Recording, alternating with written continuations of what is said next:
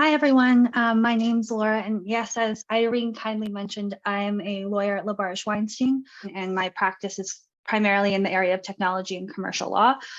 So for this session, I'll run through some IP basics and some common IP issues that arise in my practice, and then I'll turn it over to Jeremiah, who will then discuss corporate strategy.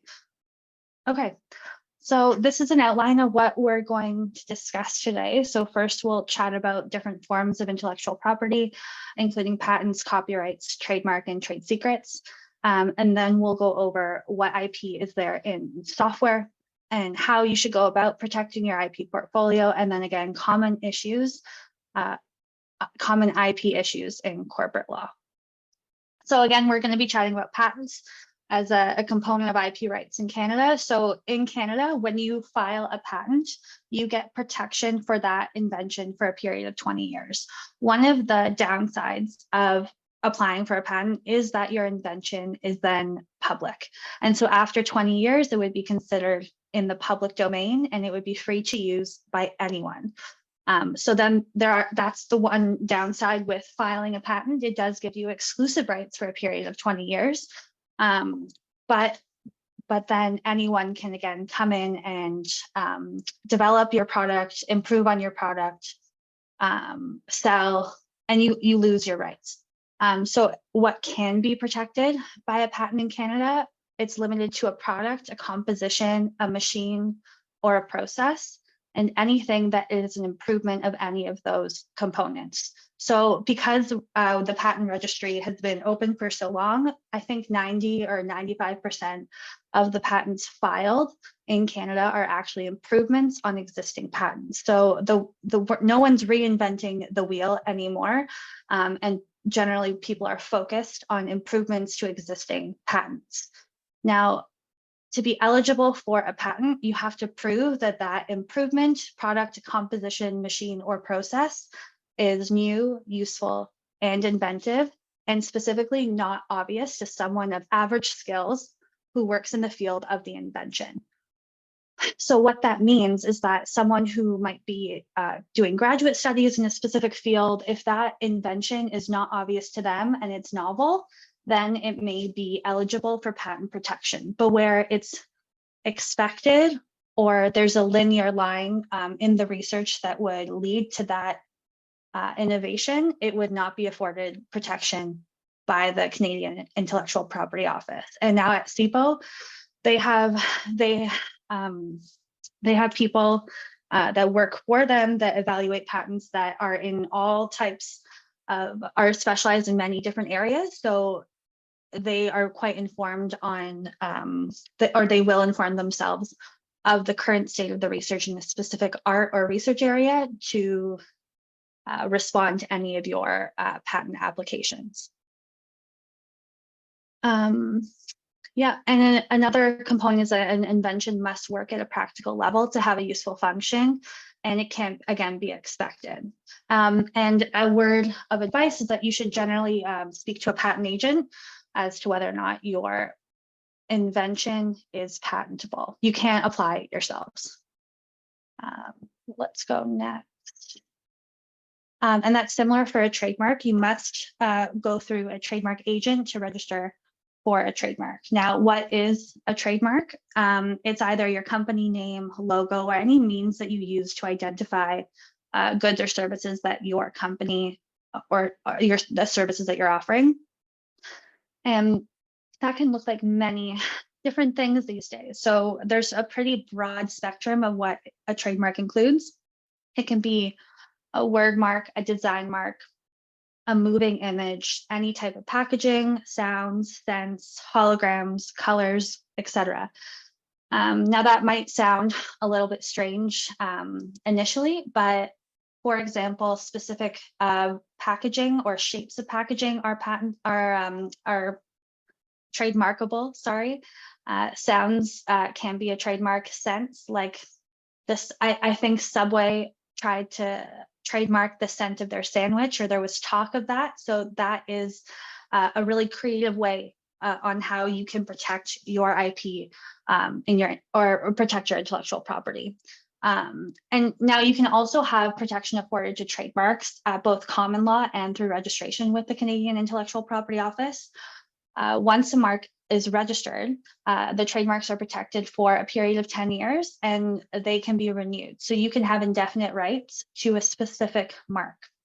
What that means is that a registration, when you apply and attain it through CIPO, you have rights to use that trademark all across Canada. So they are nationwide.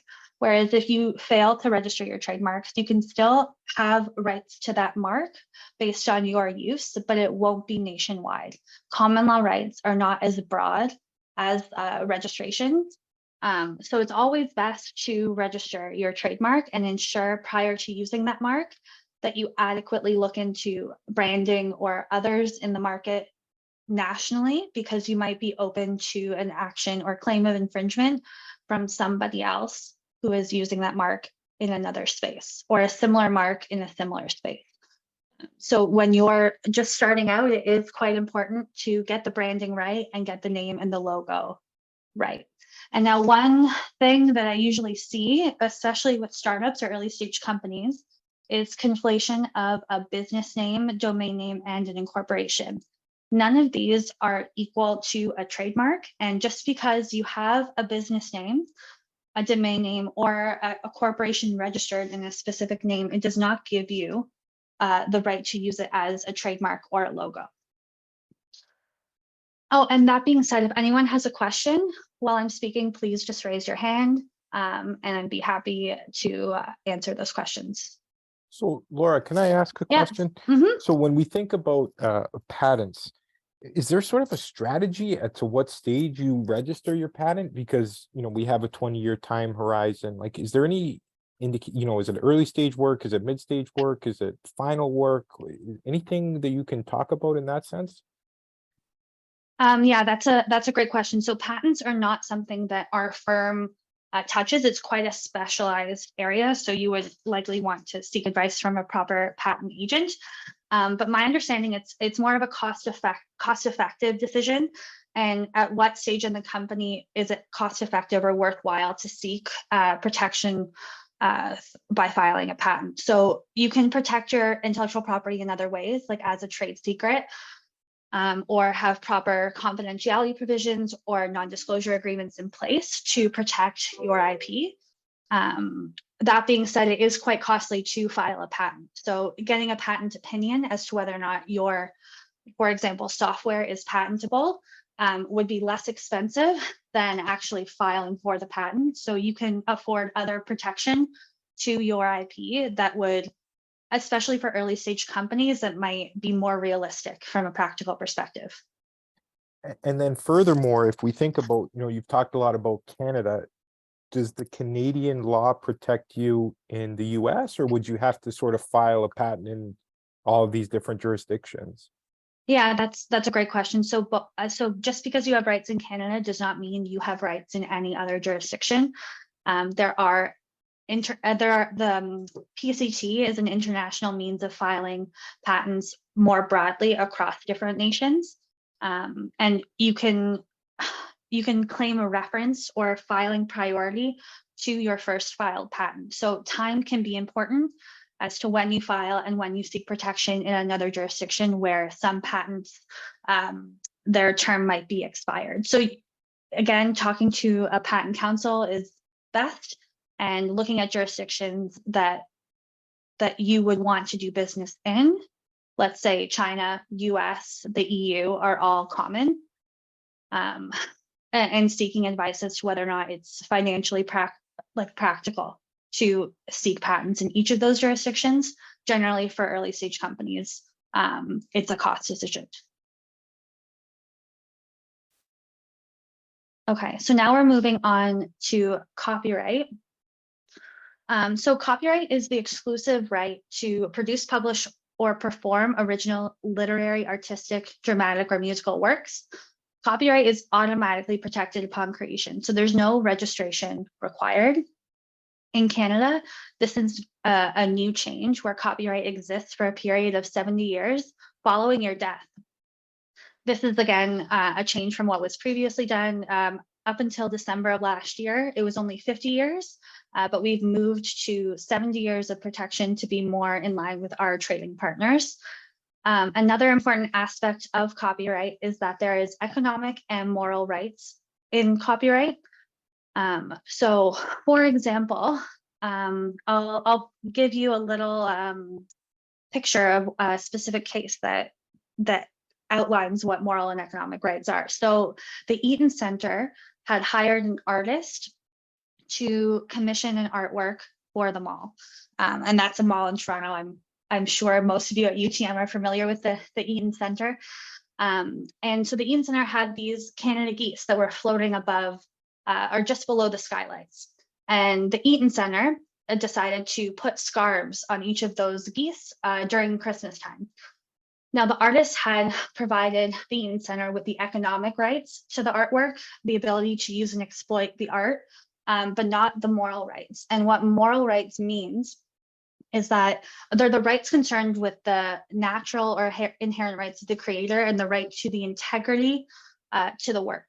So the artist felt that by putting on those scarves on the geese, it was ruining the integrity of his work, and he actually won at law. So there was a case outlining that. So when you have copyright, it's very important that you either assert your moral rights, or let's say if you're a startup and you have someone who is writing software for you, or you are writing software for someone else, moral rights can be important. And now in Canada, we can assign the economic rights of copyright to another individual, but you can't assign moral rights to someone else. So what we often see are a waiver of moral rights. So if someone is doing work for you, it is important to ensure that you have all the rights to that copyright necessary for you to exploit that piece of intellectual property, which means you would have to have, or it is recommended to have, those individuals waive their moral rights in the work to ensure you have it free and clear of any potential encumbrance down the line. And another important thing in copyright is the use of open source software. I know this is a big data AI presentation, so I think open source software is something that you guys are likely interested in.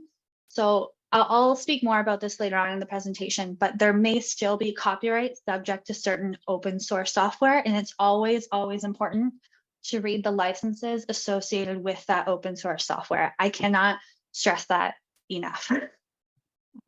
Okay, so we will talk about that as we go on. And so, Michael, this is another way of protecting what is patentable would be by way of trade secret. So the benefit of maintaining a trade secret is that the protection is afforded without being disclosed. So you would have to take your own personal precautions to protect that trade secret, and only share it under confidentiality provisions or with those who sign an NDA, and generally limit who knows that trade secret. Another downside to a trade secret is that someone might come up with it on their own. So there's no record or public record that you are the inventor of this certain invention, and you can't assert those rights against somebody else who comes up with it on their own.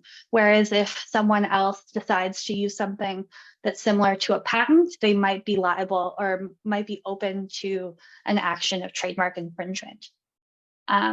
So what can be a trade secret? It can be almost anything. So anything can constitute a trade secret if it's important or proprietary information to your business.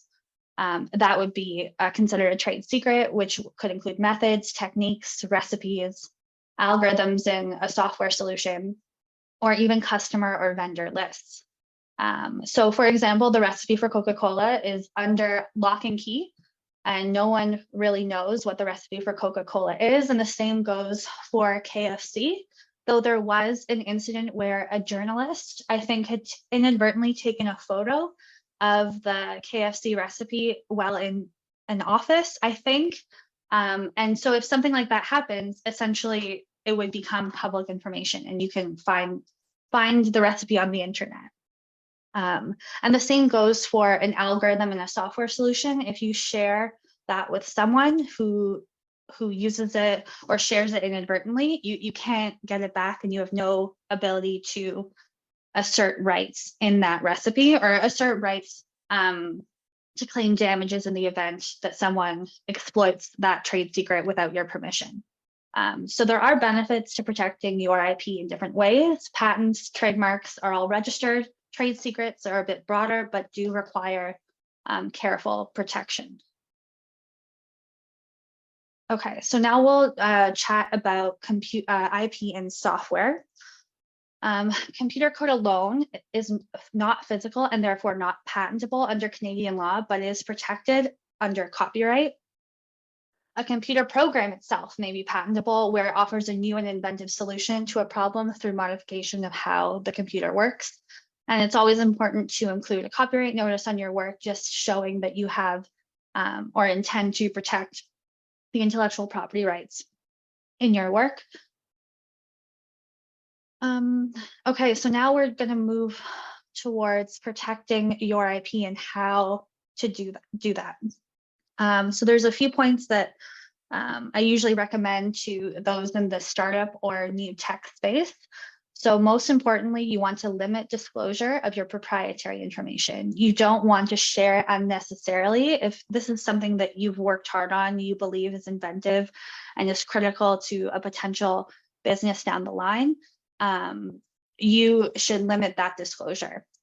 If you're now employing consultants or employing others to help you with the invention, or working, let's say, again, on software code, you have to ensure that your employment agreements or consultant agreements have adequate IP assignment clauses to ensure you own what you think you own. Always consider that when you're having someone sign an employment agreement for you, and in the event that you are signing an employment agreement with somebody else. So let's say you have a side project and then you gain employment with another company. That company in the employment agreement may limit your ability to work on that side project, or more commonly, they'll assert rights in any IP created by you during the term of the employment agreement. So you want to make sure when you sign any sort of employment agreement that there aren't limitations put on you that would then hurt your IP or your side project. Okay. Having proper assignment we talked about. So terms of service, privacy policy, and SaaS agreements. So if you're offering a software as a service or operating a website that's providing any sort of platform to an end user, it's quite important that you have a proper terms of service and privacy policy or SaaS agreement in place to make sure you're compliant with adequate privacy law, and that you are only providing those end users with specific rights to use your service, and you are not assigning any IP to that user by using the product. So for example, if you have created some sort of AI platform, you do not want your users to then infer that they own the rights to a portion of that platform, or they can do what they want with that platform. You need to limit the access and the rights that you provide your end users in order to ensure that you adequately maintain your rights and your intellectual property, be it copyright in software, be it patent in software, or even trademarks. If you let someone freely use your service and your trademark is on your website, maybe they infer that they can list you as a customer or a user, or use your trademarks in a way that's not authorized by you. So it's quite important that you have adequate legal protections in place. And then we discussed branding earlier. So you want to make sure that your name is distinctive and memorable and not confusing with anyone else. It can be difficult to change your branding once you've gained some traction. So it's critical at the beginning to take a real look and make sure what you want to call yourself, or any name that you are considering, is adequately checked by a trademark agent, and that there's no one else using that name in Canada in a competing space. And then open source software we'll discuss later, and licensing is also an important way of protecting your IP. So in a terms of service, you're essentially licensing to an end user a portion of your IP, or if, again, so for example, if you have a piece of software and you're providing a service to someone, the access to that platform would be a license to use the service and to use the IP. You want to make sure that you're not assigning any rights that you don't know you're assigning. And again, it's best to just have these in place from the beginning. It's better to have the rights clear up front rather than trying to fix them or rectify the situation later on during a merger acquisition. Okay, let's go next. Okay. Another way to protect your IP is to use non-disclosure agreements. So if you're sharing your IP with an advisor, it's recommended that you have some sort of legal agreement in place so that they are obligated to not share your IP with anybody else. Now, NDAs are quite common. Here's some basic things to look out for when you're reading or about to sign an NDA. There's a few types: mutual or one-way NDAs. A mutual NDA is where both parties would be sharing confidential information and each party would require adequate protection, versus a one-way where the information would only be flowing in one direction, i.e. from you to an advisor. And sometimes in NDAs, there's exceptions to when confidentiality would be required. So you would want to pay attention to that. And again, the jurisdiction that the NDA agreement is subject to, it's always best for it to be subject to your local jurisdiction. And that's because, let's say you have an advisor in the US and you share a piece of your software code with that advisor and they inadvertently share your IP and someone else is exploiting it, and you want to bring a claim against that advisor. If the jurisdiction of the agreement says US, is US law, then you would have to bring a claim in the US, which might be difficult or impractical or unnecessarily hard for you to bring. It's always best, let's say, if you're in Ontario, just choose a jurisdiction in Ontario. It would be more convenient for you down the line should any problems arise. And another thing to pay attention to are any penalties for disclosure. That's often outlined in an NDA, and the length of protection of your confidential information. This is a big one. You want to make sure in any NDA that the length of protection is adequate for your purposes. Let's say that this is your secret sauce that you're sharing with an advisor or anyone else who might be interested in the tech, and you're currently protecting it as a trade secret. You would want to ensure that that trade secret is protected in perpetuity, and so that there's no means by which that other person can share that confidential information ever. Some NDAs will have time period limits, like for a period of 3 years or 5 years for protection of intellectual property that is considered confidential information. And it just depends on what it is you're sharing and how long you expect the confidentiality provisions to be enacted for. And it again, it's circumstantial. So it would be dependent on what it is you're sharing. Okay, and now we'll go to common IP issues in corporate law. So what I normally see in my day-to-day are lack thereof or the need for proper confidentiality terms and protection of proprietary know-how, for example, as trade secrets, or having NDAs in place with all of your consultants or contractors that may be working for you in the tech space. And again, ownership and IP assignments for employees, contractors, and consultants, same thing. And this is a big one. So proper oversight in the development of software.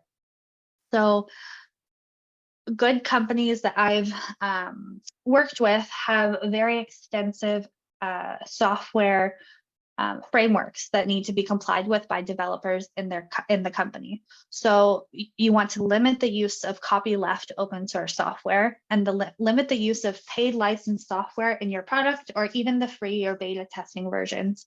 And limit any encumbrances on your IP. So what that means is some open source software comes with limitations, and you need to be informed and read the licenses of each of the pieces of open source software that you will be using in your product, so that down the line, an investor won't look at your software or your IP and say, this is not, you don't own what you actually think you own. So I will go over the context of open source software in the next slide. And one other thing that we generally need to see from early stage tech companies that are being acquired are proper data protection and privacy law compliance.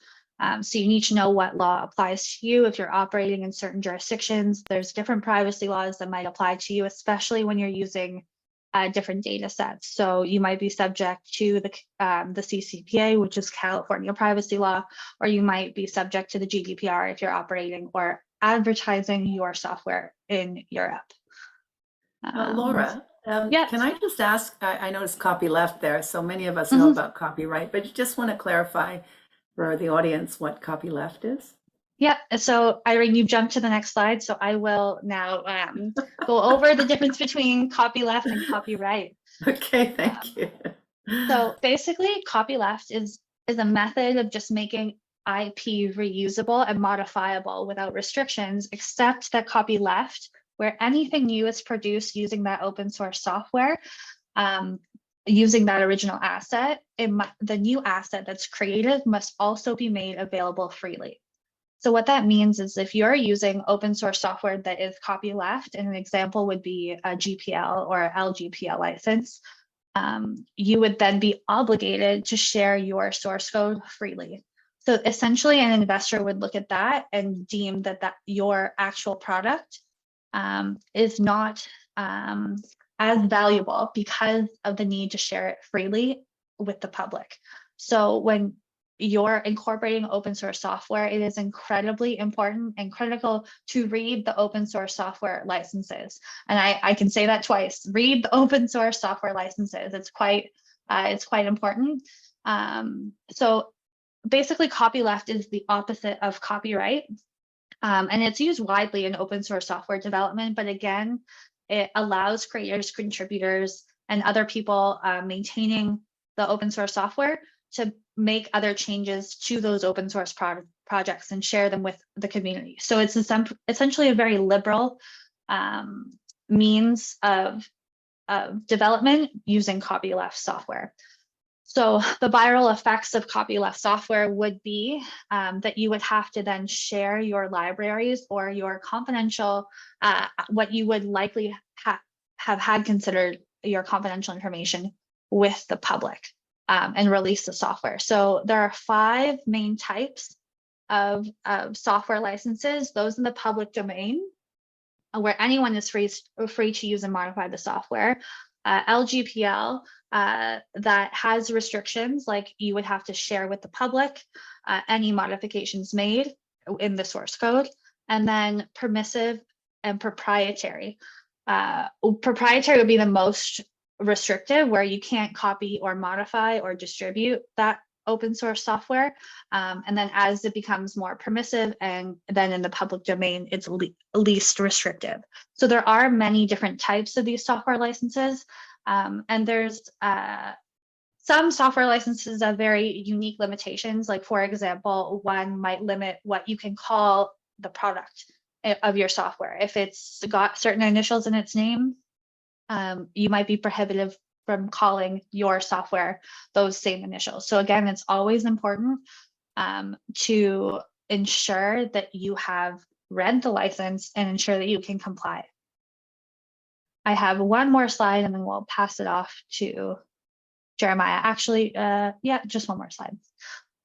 So now, because this is a big data and AI presentation, we'll take a little look forward at what's coming in the Canadian landscape when it with respect to artificial intelligence. So I'm sure you guys know it's traditionally defined as skills, knowledge, and techniques aimed at developing computer programs that can stimulate human intelligence. So right now, what's at issue are copyright protection in AI created works. So although for the time being, AI content does not fall under the Canadian Copyright Act, we're waiting for an answer from legislature. So it doesn't explicitly define the term author, but Canadian jurisprudence has traditionally held that an author must be a natural person. So a human being. However, there was a unique instance last year where SIBO, I think it was December 2021 or 2022, actually registered copyright for an AI generated painting, but the copyright registration lists two co-authors. So a natural human, and then the artificial intelligence program was listed as a co-author. So that was like the first ever Canadian registration with an AI author. And now we're not sure how SIBO will treat AI owned, wholly AI owned copyright. So the government, again, does plan to modernize the framework to respond to ongoing developments. And practically, it should fall in the public domain if there is no human contribution. However, where there is some contribution by a human, it might be a little bit trickier and it's more of a gray area, and that's left for the reform, legislative reform to answer. So there's this new bill coming, Bill C-27, that has the Consumer Privacy Protection Act, Personal Information and Data Protection Tribunal Act, and again, the Artificial Intelligence and Data Act. Okay, and I think that's it for me. Does anyone have any other questions?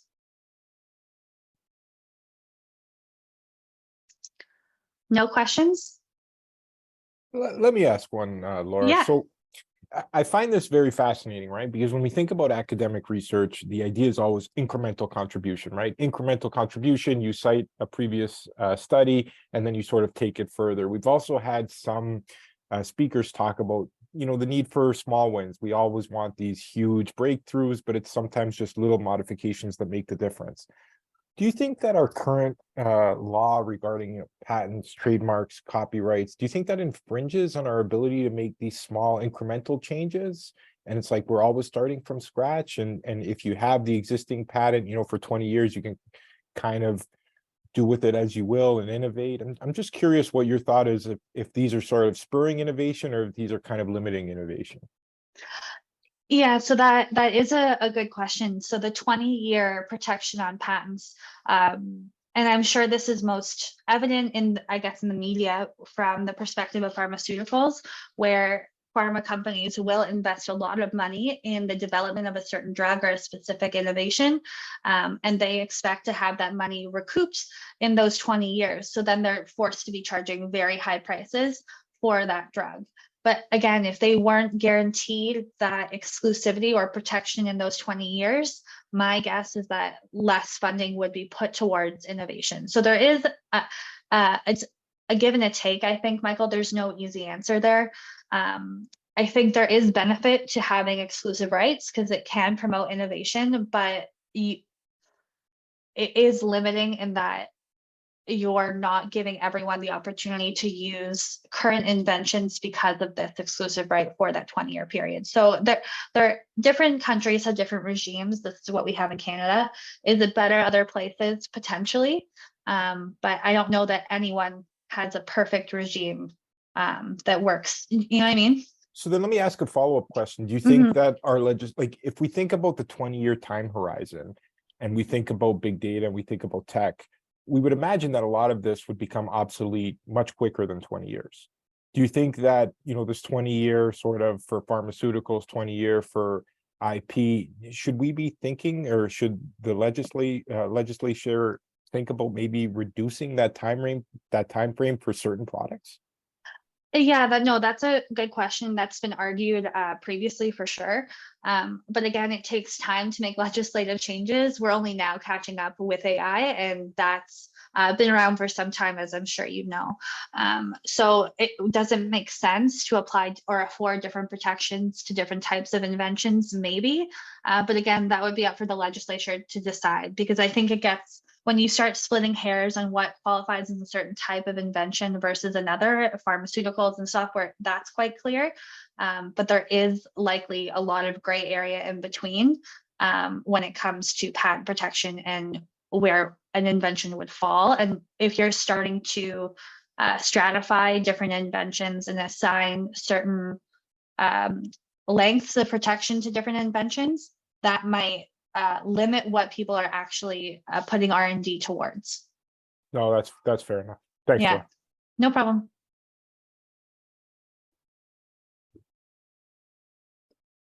Okay, so I guess I can jump right in here. Let me share my screen, Laura, if you don't mind releasing yours there. Thank you. So as was previously mentioned, my name is Jeremiah Jessa Newberger. I am a corporate lawyer at LaBarge Weinstein. All right, so everyone can see this. If I press play here, is that what you were getting at earlier, Irene? This is, I haven't done. Yeah, from the beginning. Okay. That'd be good. It makes it a bit bigger, a bit easier to see. Okay. Interesting. It's. Can you see me sliding through? Yeah, it's still in presenter mode, but that's good enough. Okay, fair enough. We'll have to work with it. It's funny because I can't see it in presenter mode, but anyway, I'm cognizant of the time, so I will run through a little bit quickly. I might skip over a couple of things, but as a quick overview, we'll be looking at some of these issues that are prevalent for startups in general, not necessarily just tech startups, but common legal issues in the startup world. The basics of forming a corporation, equity allocation and vesting, shareholders agreements. We'll skip IP assignments because I think Laura covered that pretty thoroughly. And we'll probably get into some common startup legal issues if possible. So just to start off, I'm not sure how familiar everyone is with the structure of a corporation, so I'll give a brief foundation. In a corporation, typically you have your shareholders who make the ultimate decisions, but are not particularly involved in the day-to-day. The shareholders vote on the board. The board makes more frequent decisions, but typically the board also appoints officers who will run the day-to-day. One thing to keep in mind when you're going through various financing rounds and bringing on funding is the interplay between new money coming into the corporation and the investors who are investing it, and the struggle for power and how they'll generally want to take over those board positions and as many of the shares as they can. And that frequently becomes a negotiation among the parties at that time. There are certain important thresholds to remember. For example, if the corporation wants to dissolve, it takes or do a number of other important transactions like amalgamate or move to another jurisdiction or even sell all of its assets, it takes a vote of 70% of the shareholders. So anybody with more than 30% of the shares can effectively veto those kinds of transactions. As far as when to incorporate, I mean, it is a cost-benefit analysis. It is pretty inexpensive to incorporate. I mean, I think the disbursement fees are something like $1,500. So not a high cost, and the benefits are great to a corporate shareholder in that there is no direct liability for corporate shareholders except in the instance of fraud. So the liability is limited to the amount invested in the company, and nobody could sue you for more if the corporation did something negligent. That's not necessarily the case for the directors. Directors do face some personal liability, but there are also typically indemnification agreements with corporations where directors are indemnified for their actions, which means that the corporation pays for any personal liability that the director might incur, aside typically from fraud again. So in addition to the limited liability, corporations also provide all kinds of tax benefits, although I'd recommend always discussing any kind of corporate structure with your accounting representatives before moving forward with any of those, just to make sure that everything is considered properly. Now, as far as where to incorporate, you can see here there's a number of different jurisdictions that people typically like to choose when incorporating in Canada. It's generally Ontario, BC, sometimes Nova Scotia. There are reasons for that. In BC and Nova Scotia, you can use different kinds of entities like ULCs. Ontario has, strong statutes that are well tested in the courts, and people have some surety over how things will work there. And it's also just generally where most of the business is done in Canada. As far as internationally, we usually see in the startup world, people incorporate subsidiaries in other jurisdictions when they have employees there. That helps them with withholding taxes and stays on side of other tax provisions. As far as internationally goes, I would just recommend that you be careful When doing so, I recently worked with a company who incorporated a subsidiary company in India. And because of the structure and how that was done in India, it caused certain problems at the time that that company was being acquired. And it took a little bit of gymnastics, to say the least, in the paperwork, just to be able to get that done properly without being offside of any Indian or Canadian tax or corporate provisions. Okay, moving ahead into equity allocations and vesting. As a general primer on this, we typically start off with common shares of the company. Many companies only have common shares. Later, oftentimes at a financing round, startups will introduce preferred shares. Preferred shares typically are entitled to preference on winding up, preference of any kind of distribution on winding up. So the preferred shareholders typically get their money back first. There's often also all kinds of other provisions worked into the shareholders agreements for offering certain protections to preferred shareholders, and those can include vetoes and board seats, as I mentioned earlier. Some other ways to bring money into the company can involve giving convertible debt, which again typically ties to the next round of preferred shares. You can also look at bank debt. It's a totally different kind of option, one that obviously has to be repaid with interest. And the big difference between bank debt and equity financing is that with equity financing, you're essentially selling a portion of your company at that time at what is generally, or at least the investor hopes, a value that is less than it will be sold overall to a future purchaser. So moving on, when it comes to utilizing a holding company or trust, again, these are structures that I would definitely recommend discussing with your accountant first. They can be beneficial in a number of ways, particularly, for varying reasons. I would use caution. Again, the reason I would recommend using an accounting provider is to make sure you don't go offside of any important rules. For example, this one, the lifetime capital gains exemption. With this rule, any Canadian shareholder, individual shareholder, or in some cases corporate shareholders who have held shares in a Canadian company for over 2 years, with some other stipulations as well. For instance, 90% of the active business has to be done in Canada for those 2 years, and 90% of the assets at the time of sale have to be non-cash assets. And if all of those requirements are met, the selling shareholder can be entitled to receive essentially up to nearly $1 million in sale proceeds without paying any tax on that at all. So the capital gains tax on that amount would typically be around $250,000. So obviously significant savings there, and being offside of any of these rules can interfere with your ability to collect on that. This one in particular is very important to many of our clients. When we're looking at founder equity, obviously, when the company's small, everybody has a big share. When we start to bring on investors, the founders get diluted. So something to bear in mind as you go when you're giving away or selling certain, portions of your company. If you plan on having multiple equity financings along the way, you'll be losing a little bit more each time. And that ties back to that voting power where you'll be losing the ability to influence those decisions of the company. So just something to bear in mind as you go. Promised equity. So promised equity typically is something that's done early on when companies are still starting out and they're bringing on oftentimes freelance consultants. I would caution any promised equity because, again, first of all, when it comes to promised equity, it's very important that everything gets papered properly. There are large risks to shareholders or option holders coming back later and saying that they were promised a certain amount of some things, particularly options, and weren't given that.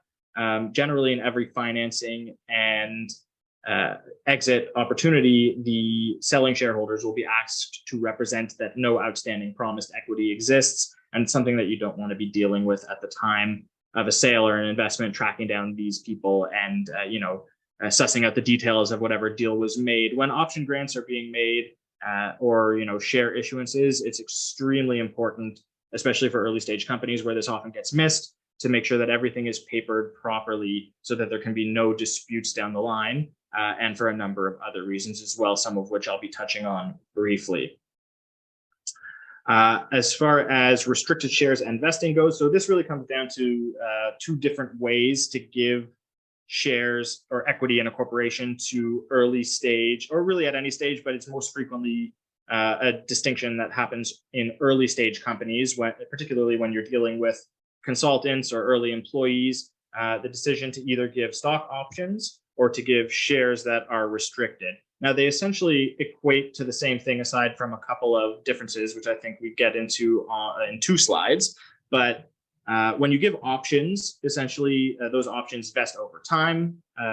The option holder doesn't have access to purchase those right away. They actually have to do some work in the company. Restricted shares work in the same way, where the shares are actually issued right from the get-go, but the shares are restricted, and the company has a right to repurchase those shares in the event that that employee or consultant is terminated within certain timeframes that typically mirror our general vesting provisions, which you can see here. So standard vesting for current corporations, particularly startups, is that an employee has to be working for 1 full year before they have a right to exercise any of their options or utilize their shares in the case of restricted shares. After 1 year, generally they have access to 25% of them, and then for the next 36 months, equal amounts vest or become unrestricted in the case of restricted shares, until at the end of 4 years, the employee or consultant has the right to either exercise all of their options or choose to hold on to them until they expire, typically after 10 years,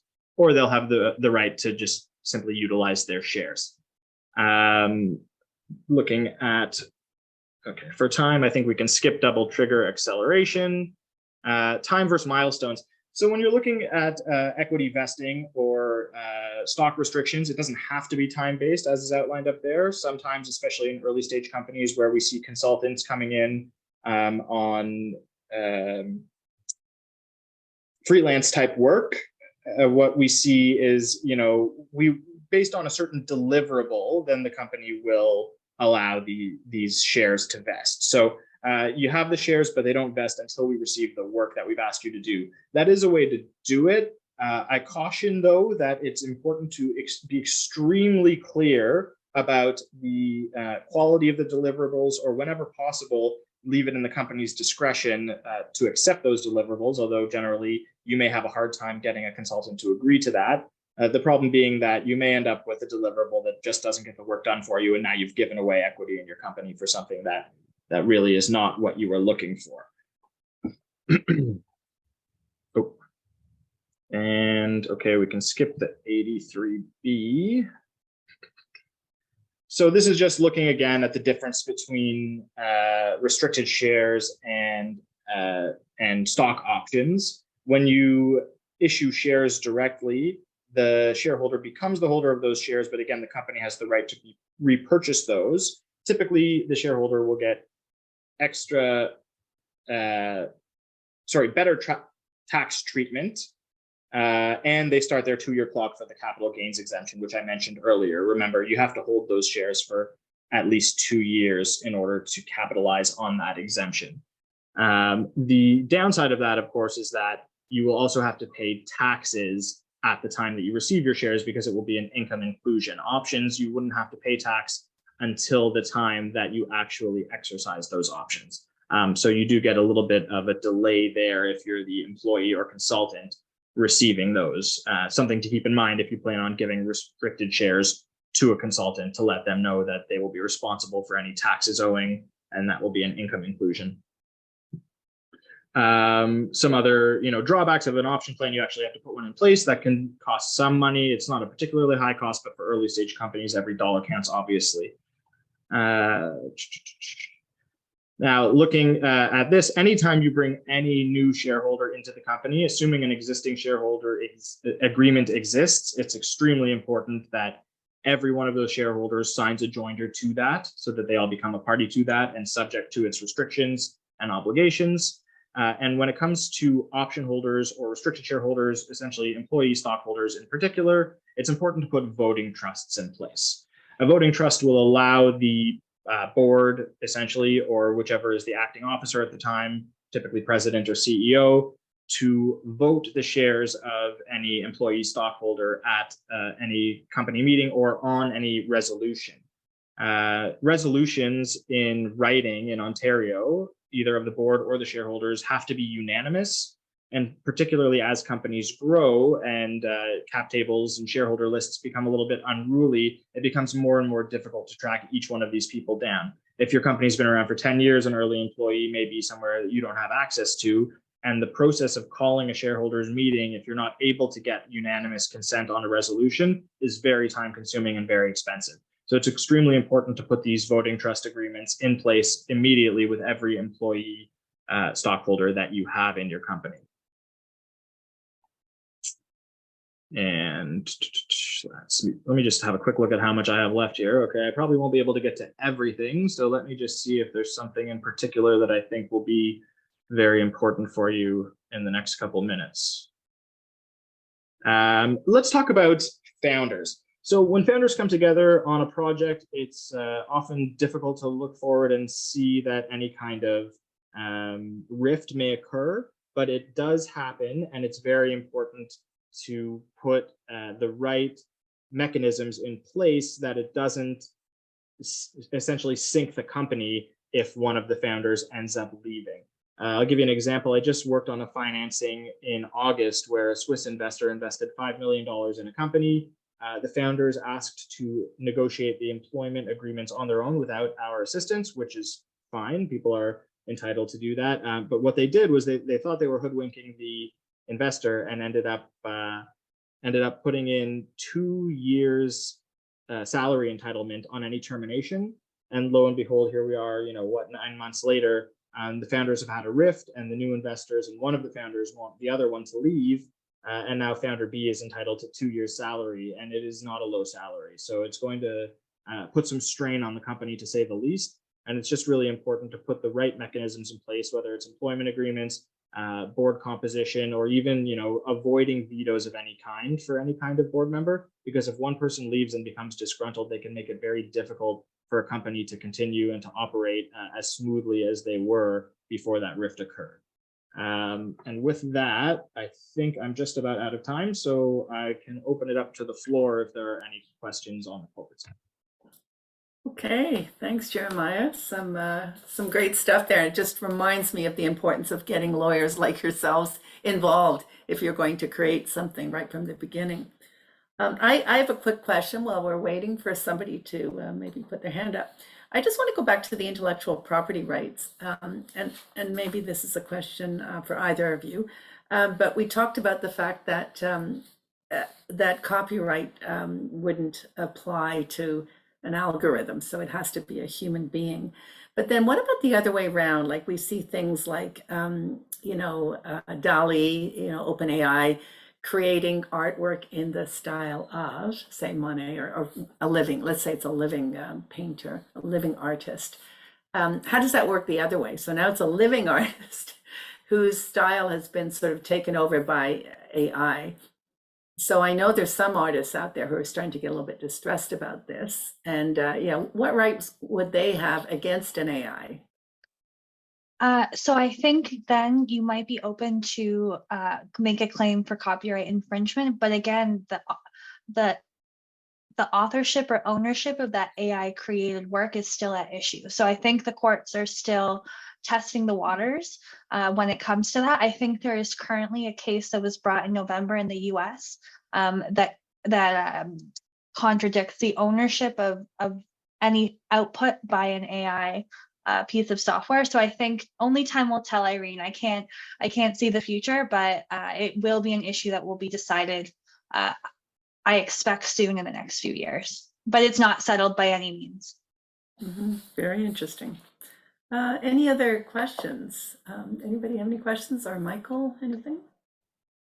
I don't, but Jeremiah, just wanted to thank you again for that. I think you brought up some really interesting points that, we sometimes when we're creating things, we don't necessarily think of the professional services that we need, or how we set up a corporation, or to Laura's presentation, how we protect our intellectual property rights. And I think that's so important because, again, everyone here has the ability to create some great things, but if we don't ensure that we structure our transactions properly, if we don't protect what we have, it all kind of, we may struggle with seeing it out in the future. So I really appreciate both Jeremiah's presentation and Laura's presentation, and I thank you for it. Absolutely. And just to that point with the copyleft thing, so anybody who piggybacks on something there that's already there, like an algorithm or something, their work almost has no value, as you pointed out. It's like, so if we're trying to value, I'm thinking now with my accountant hat on, if I'm trying to attribute some value, that would be really critical.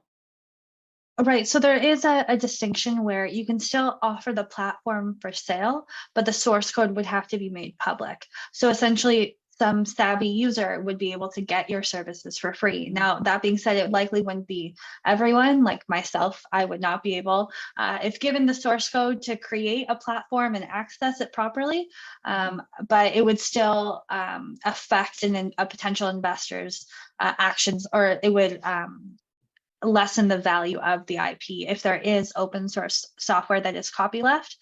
So it's important to keep track of what you're using, what licenses apply, and in the event that you are using that copyleft software, you would want to limit the use so that you're compliant with the license, so that that viral effect is not triggered.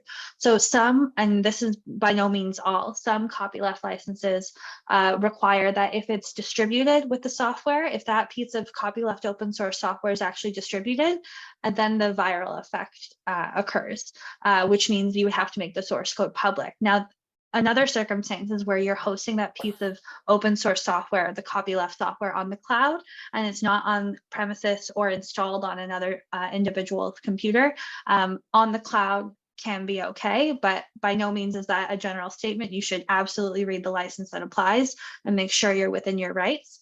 I had an interesting example with a client who's in the midst of developing a piece of software, and a potential investor is interested. Now, they don't have any current customers, but they've installed their software on iPads to demonstrate to potential customers what that software does. So it's not actually commercialized yet. It's only in the research stage, and because they don't have any current customers, it's not an issue. They're not delivering that piece of open source software to a customer. It's not commercialized yet. So they still have time to go back and change what they can and where they can to limit the viral effects of that open source software. But that is a big issue. So again, you just need to be informed about what you're using and keep track, keep an Excel chart with all those details. Interesting. And one more point that I wanted to ask, the common law protection, I guess it makes sense, but I hadn't quite realized. So you could go for a patent and spend a lot of money, or you could have some protection under common law. So did you want to just expand on that a little bit? So the common law and registration protection is limited to trademarks only. So let's say you have a business in British Columbia called something, let's say BlackBerry, and BlackBerry, the business or the tech company, is not operating in British Columbia, and you're using BlackBerry to sell computers. You would be permitted to continue that use at common law, where you're not competing with BlackBerry should they not have a registration. Where they have a registration, they can come in and have you cease use of that mark and what you're using because they have a national registration. So even though you might be operating in a small area, should someone else have a registration, they can bring a cease and desist or a claim for infringement, a claim of trademark infringement against you, should there be a registration. But where you are operating at common law, you do have rights. They're not as pervasive as those registered rights. Like making out a claim for trademark infringement is more difficult at common law without a registration. So you wouldn't, if you were in BC and you wanted to assert your rights against the big company with a registration, you would not be able to do so. So it's always better to register your trademark rights. and pay attention to what others are doing in this space. And now that being said, there are, like, let's say if you were selling BlackBerry branded pools, that's not anywhere close to BlackBerry's tech business, and that may be permitted because there's enough of a difference. That being said, BlackBerry is a bigger corporation, and they would still likely come after you for use of their name. But there is space where you're selling different products to operate with a similar name to a registration. But again, it's best to have an opinion from a trademark agent prior to moving forward with significant branding. Mm-hmm. Absolutely interesting and so complex. It's a really That's why we're here, Irene. Thank goodness, as I said. And Jeremiah, I'm going to ask one last thing. So do you see, I see more open source, open access as a trend. So, you know, you were talking about corporations and setting them up and shares and everything, but you see like more going that way, like with the open source, open access, copyleft stuff? I mean, you see a lot of that. I think this is probably a better question for Laura, to be honest, but you see a lot of it from larger companies, but from the companies that we work with, you know, small startups, tech private companies, typically no. Typically, you know, everybody is developing software that they're keeping personal and looking to, at least in our line of work where we work specifically with, you know, companies who are getting investments in or selling. That's how they derive their value typically. Yeah, absolutely. Okay, I don't see any further questions. So I just want to say thank you again to both of you, Laura and Jeremiah. It's been fascinating. And it's like there's a million questions still outstanding, but we know where to come if we need clarification. So we appreciate you spending time with us today. And thanks to everyone else who attended this session. And again, everything will be on the website later on if you want to go back and have another listen, because there was a ton of stuff here. I'm sure we missed a bit of it. Anyway, thank you, everyone. Have a good evening. Thank you so much for having us. Thank you. Thank you.